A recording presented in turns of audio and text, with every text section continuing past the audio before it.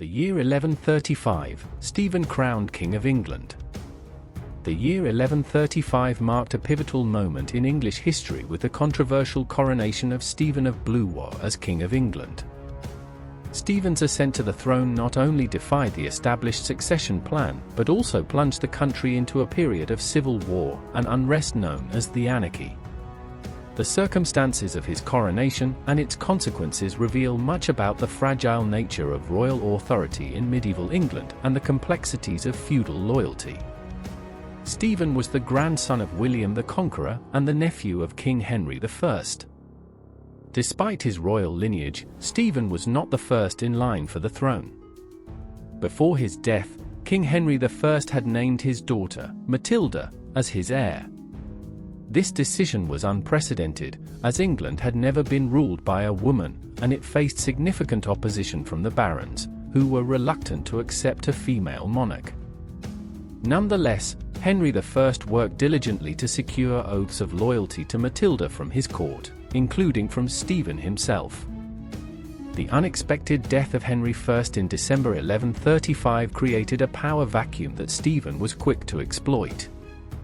Although Matilda had been designated as heir, she was in Normandy at the time, far removed from the political epicenter of England. Stephen, seizing the opportunity, raced to London and garnered the support of key figures, including the influential Bishop of Winchester, his own brother. By strategically gaining the backing of the church and the barons, Stephen ensured his swift coronation at Westminster Abbey on December 22, 1135. Stephen's claim to the throne rested on two main arguments. First, he argued that the majority of England's barons preferred a male ruler, which reflected the patriarchal norms of the time. Second, he relied on the backing of the church, which questioned Matilda's suitability as a ruler due to her gender and her marriage to Geoffrey of Anjou, a member of a rival dynasty. By securing the church's endorsement, Stephen legitimized his rule in the eyes of many. However, this legitimacy was far from universal. The coronation of Stephen marked the beginning of a tumultuous reign characterized by instability and conflict.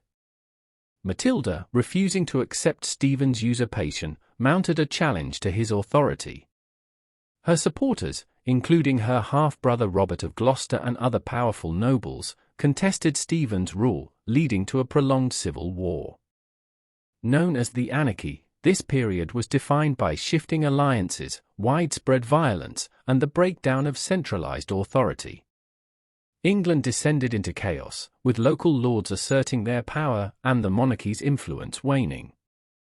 Despite his initial popularity, Stephen struggled to maintain control over a fragmented and war-torn kingdom. His inability to decisively defeat Matilda's forces weakened his reign, and his concessions to the barons further eroded royal authority. The conflict eventually ended in 1153 with the Treaty of Winchester, which recognized Matilda's son, Henry, as Stephen's heir. Stephen's coronation in 1135 was both a dramatic and consequential event in English history. It highlighted the fragility of royal succession, the power of the church, and the enduring tensions within the feudal system. While Stephen's reign is often overshadowed by the conflict that ensued, it remains a stark reminder of the challenges of medieval kingship and the enduring impact of political ambition on a nation's fate. Let's examine the Anarchy and its aftermath in greater detail. The Anarchy, 1135 to 1153, a period of chaos and transition. Political chaos and rivalry. The death of King Henry I of England in 1135 without a legitimate male heir plunged the realm into a period of civil war known as the Anarchy. Although Matilda had been named Henry's successor and received oaths of loyalty from the barons, her cousin Stephen of Blois seized the throne with the support of key nobles and the church. This usurpation sparked nearly 2 decades of conflict, as both claimants vied for control of England. The Anarchy exposed the fragility of feudal governance, as barons exploited the breakdown of royal authority to assert their autonomy. Chroniclers describe the period as one of widespread lawlessness and suffering. The Anglo-Saxon Chronicle famously lamented that Christ and his saints slept, highlighting the pervasive violence and despair of the time. Key events and turning points. The anarchy was marked by shifting alliances, sieges, and dramatic episodes. In 1141, Matilda's forces captured King Stephen at the Battle of Lincoln, a victory that briefly tipped the scales in her favor. Despite this, Matilda struggled to gain widespread support. The failure of her coronation attempt in London underscored the challenges she faced as a female claimant in a patriarchal society. The Treaty of Wallingford in 1153 marked the end of the Civil War, recognizing Stephen as king but naming Matilda's son, Henry of Anjou, as his heir. This compromise not only secured the Plantagenet succession but also highlighted the political savvy of both parties in avoiding further devastation. Economic and social consequences. The anarchy devastated the English economy. Agricultural production plummeted due to constant warfare, and heavy taxation exacerbated the suffering of the peasantry. Urban centers became battlegrounds, disrupting trade networks and undermining economic stability. Nevertheless, the lessons of the anarchy informed Henry II's governance, particularly his focus on restoring royal authority and reforming administrative practices. The period's hardships underscored the importance of centralized control and paved the way for the Plantagenet dynasty's long-term success. Historiography, reassessing Matilda's leadership. Medieval perspectives. Contemporary accounts of Matilda's leadership often reflect the gender biases of the medieval period.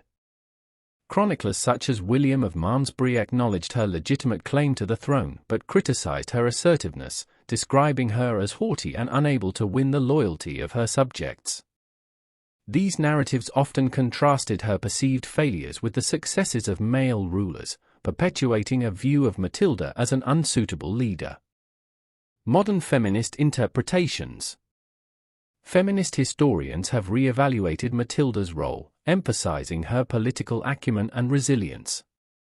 Scholars such as Marjorie Shibnall highlight the systemic barriers Matilda faced and argue that her inability to secure the throne stemmed more from societal constraints than personal shortcomings.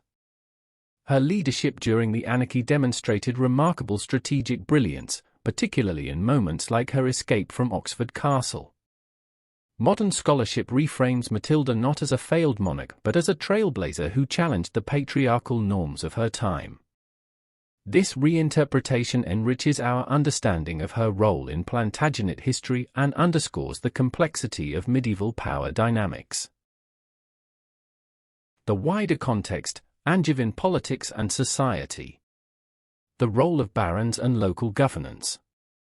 The anarchy highlighted the importance of baronial cooperation in maintaining political stability.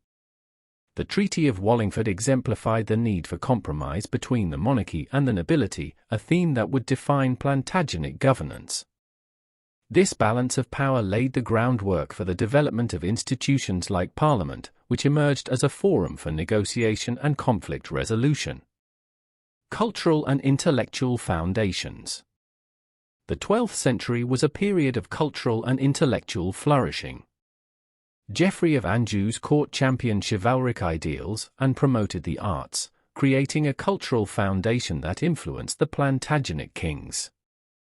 The Angevin Empire became a center for literary and architectural innovation, reflecting the dynasty's commitment to blending tradition with progress.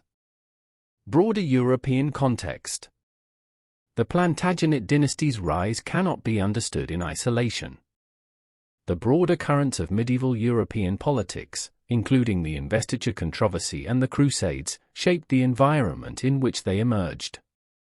These events underscored the interconnectedness of European powers and highlighted the Plantagenet's ability to navigate complex alliances and rivalries. Conclusion. The origins of the Plantagenet dynasty were forged in a crucible of ambition, conflict, and resilience. Geoffrey of Anjou's strategic vision laid the groundwork for the family's rise to power, blending diplomacy, cultural innovation, and military strength. The anarchy, despite its chaos, ultimately set the stage for the consolidation of Plantagenet rule under Henry II. Finally, the historiographical re-evaluation of Matilda's leadership highlights the enduring significance of her contributions, challenging traditional narratives and offering new insights into the complexities of medieval power dynamics. By examining the roots of the Plantagenets, we gain a deeper appreciation for the forces that shaped one of England's most influential dynasties. The challenges they overcame and the legacies they forged continue to resonate, providing a window into the political and cultural currents of medieval Europe. Thanks for listening. Like, comment, and subscribe to Medieval Chronicles 1066 for more explorations in medieval history. Stay curious.